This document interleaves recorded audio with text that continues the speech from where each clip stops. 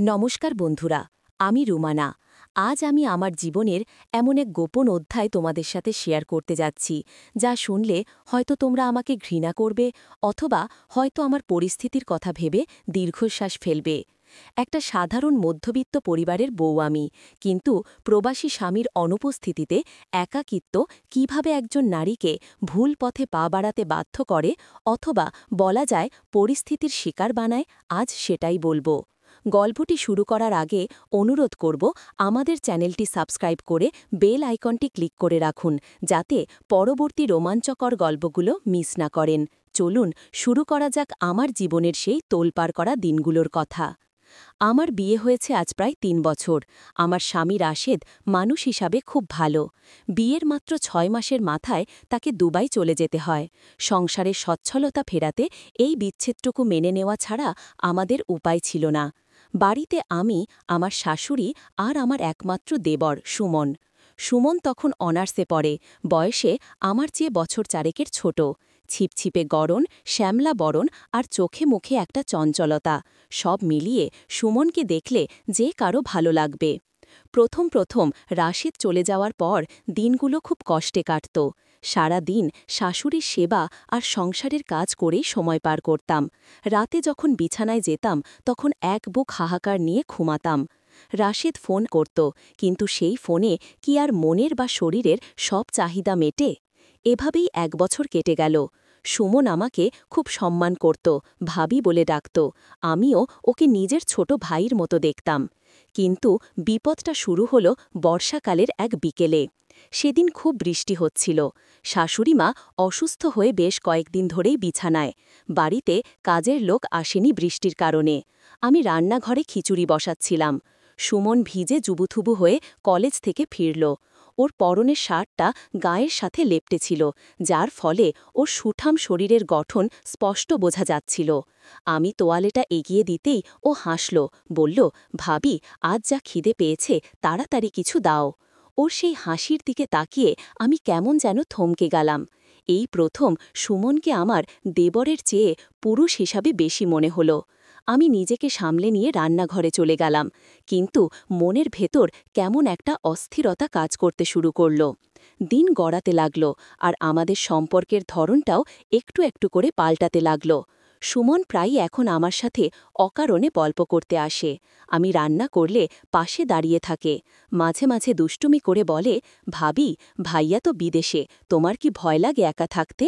আমি ধমক দিই, কিন্তু সেই ধমকে রাগের চেয়ে প্রশ্রয় বেশি থাকে। ঘটনার মোড় নিল যেদিন সুমন আমাকে একটা ভুল ইঙ্গিতের মাধ্যমে ব্ল্যাকমেল করার সুযোগ পেল। আসলে সেটা ব্ল্যাকমেল ছিল নাকি ওর মনের সুপ্ত বাসনা, সেটা আমি আজও বুঝিনি। সেদিন দুপুরে আমি গোসল করে রুমে এসে শাড়ি পরছিলাম। আমার রুমের দরজাটা ভেজানো ছিল, পুরোপুরি বন্ধ ছিল না। আমি ব্লাউজটা পরার সময় আয়নায় হঠাৎ খেয়াল করলাম দরজার ফাঁক দিয়ে কেউ একজন তাকিয়ে আছে। আমি চমকে উঠে দ্রুত বুকে কাপড় টেনে নিলাম। দেখি সুমন সরে গেল। আমার শরীরটা লজ্জায় আর অপমানে রি রি করে উঠল, কিন্তু অদ্ভুতভাবে রাগের সাথে সাথে বুকের ভেতর একটা নিষিদ্ধ উত্তেজনার স্রোত বয়ে গেল। বিকালে চা দিতে গেলাম ওর রুমে। সুমন বই পড়ছিল। আমাকে দেখে একটু বাঁকা হাসল, বলল, ভাবি, আজ দুপুরে তোমাকে কিন্তু দারুণ লাগছিল। আমি লজ্জায় লাল হয়ে গেলাম, বললাম, ছি সুমন, তুমি এমন করতে পারলে? সুমন উঠে এসে আমার খুব কাছে দাঁড়ালো। ওর চোখের দৃষ্টিতে আমি সেদিন দেবরসুলভ ভক্তি দেখিনি, দেখেছিলাম আদিম এক ক্ষুধা। ও ফিসফিস করে বলল, আমার কি দোষ ভাবি, তুমি যদি দরজা খোলা রাখো আমি তো দেখবই, আর ভাইয়া তো নেই, তোমার রূপের প্রশংসা কে করবে বলো? আমি ছাড়া আর কে আছে তোমার? ওর কথাগুলো আমার কানে তীরের মতো বিঁধল, কিন্তু আমি নড়তে পারলাম না। ও আরেকটু কাছে এগিয়ে এলো। ওর শরীরের গরম ভাব আমার গায়ে লাগছিল। আমি কাঁপছিলাম। ও বলল, ভাবি, তুমি যদি আমাকে একটু আদর না করো, আমি কিন্তু মাকে বলে দেব যে তুমি আজকাল ফোনে কার সাথে যেন কথা বলো। এটা ছিল ডাহা মিথ্যা কথা। আমি কারোর সাথে কথা বলতাম না, কিন্তু আমি বুঝলাম এটা ওর একটা ছলনা। ও চাইছে আমি যেন ওর কাছে ধরা দিই। আমি বললাম, তুমি আমাকে ব্ল্যাকমেল করছো? ও আমার কানের কাছে মুখ এনে বলল, না, আমি শুধু তোমার একটু ভালোবাসা ভিক্ষা চাইছি। এই যে এত কাছে দাঁড়িয়ে আছি, তোমার কি একটুও ভালো লাগছে না? আমি নিজের কাছে মিথ্যা বলতে পারলাম না। রাশেদের অনুপস্থিতিতে আমার শরীর আর মন দুই শুকিয়ে কাঠ হয়েছিল। সুমনের এই পৌরুষদীপ্ত উপস্থিতি, ওর গায়ের গন্ধ, ওর চোখের চাহনি সব মিলিয়ে আমি যেন এক ঘোরের মতো পড়ে গেলাম। আমি কোনো উত্তর দিতে পারলাম না। আমার নীরবতাটাকে ও সম্মতি ধরে নিল। সুমন আলতো করে আমার হাতটা ধরল। বিদ্যুতিক শকের মতো একটা অনুভূতি হলো আমার শরীরে। আমি হাত ছাড়াতে চাইলাম, কিন্তু ও ছাড়ল না।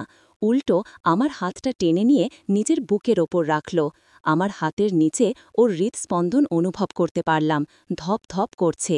ও বলল, দেখো ভাবি, আমার বুকের ভেতরটা কেমন করছে, তুমি কি সত্যি আমাকে ফেরাবে?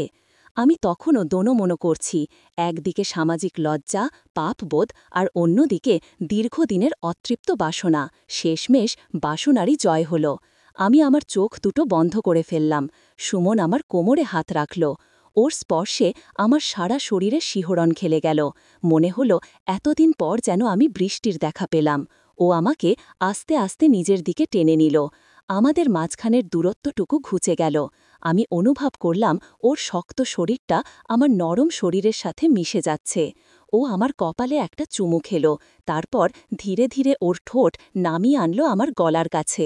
ওর নিঃশ্বাসের গরম বাতাস আমার গায়ে লাগছিল। আমি নিজের ওপর নিয়ন্ত্রণ হারিয়ে ফেলছিলাম। আমার হাত দুটো অজান্তেই ওর পিঠ জড়িয়ে ধরল। সেদিন বিকেলে বাইরে বৃষ্টি হচ্ছিল না, কিন্তু আমাদের মনের ভেতরে তখন ঝড় বইছিল। সুমন আমাকে বিছানায় বসালো। আমি পুতুলের মতো ওর সব কথা শুনছিলাম। ও আমার শাড়ির আঁচলটা সরিয়ে দিল। আমি বাধা দিলাম না, বরং আমার অবচেতন মন চাইছিল ও আমাকে আরও কাছে টেনে নিক। ও আমার কাঁধে হাত বুলিয়ে দিতে বলল, ভাবি, তুমি জানো না আমি কতদিন ধরে এই মুহূর্তটার অপেক্ষা করেছি। আমি ফিসফিস করে বললাম, সুমন, এটা ঠিক হচ্ছে না, কেউ দেখে ফেললে? ও আমার মুখে আঙুল দিয়ে থামিয়ে দিল, বলল, কেউ দেখবে না, এই চার দেয়াল আর আমরা দুজন, আজ আর কোনো বাধা নেই। এরপর যা হলো তা কেবল অনুভবের। সুমন আমাকে ভালোবাসার এক নতুন জগতে নিয়ে গেল। ওর প্রতিটি স্পর্শে আমি নতুন করে নিজেকে আবিষ্কার করলাম। অপরাধবোধ ছিল, কিন্তু সেই মুহূর্তের সুখের কাছে তা তুচ্ছ মনে হচ্ছিল।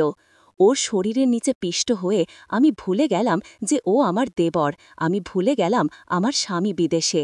তখন শুধু মনে হচ্ছিল ও আমার পুরুষ আর আমি ওর নারী। সেই দিনটার পর থেকে আমাদের মধ্যে একটা অলিখিত চুক্তি হয়ে গেল। শাশুড়িমা ঘুমানোর পর অথবা দুপুরে নির্জন সময়ে আমরা একে অপরের হতাম। সুমন আমাকে নতুন করে বাঁচতে শিখিয়েছিল, আবার আমাকে পাপের সাগরেও ভাসিয়েছিল। রাশেদ যখন ফোন করত আমার খুব কান্না পেত, কিন্তু সুমনের চোখের দিকে তাকালে আমি সব ভুলে যেতাম। এভাবেই চলছিল আমাদের নিষিদ্ধ প্রেম। সমাজ হয়তো একে অবৈধ বলবে, পাপ বলবে, কিন্তু আমার একাকিত্বের সঙ্গী হয়ে সুমন যেভাবে আমাকে আগলে রেখেছিল, তার নাম আমি কি দেব? ভালোবাসা, নাকি শুধুই শরীরের নেশা? জানি না, তবে এই স্মৃতিটুকু আমি সারা জীবন বয়ে বেড়াব।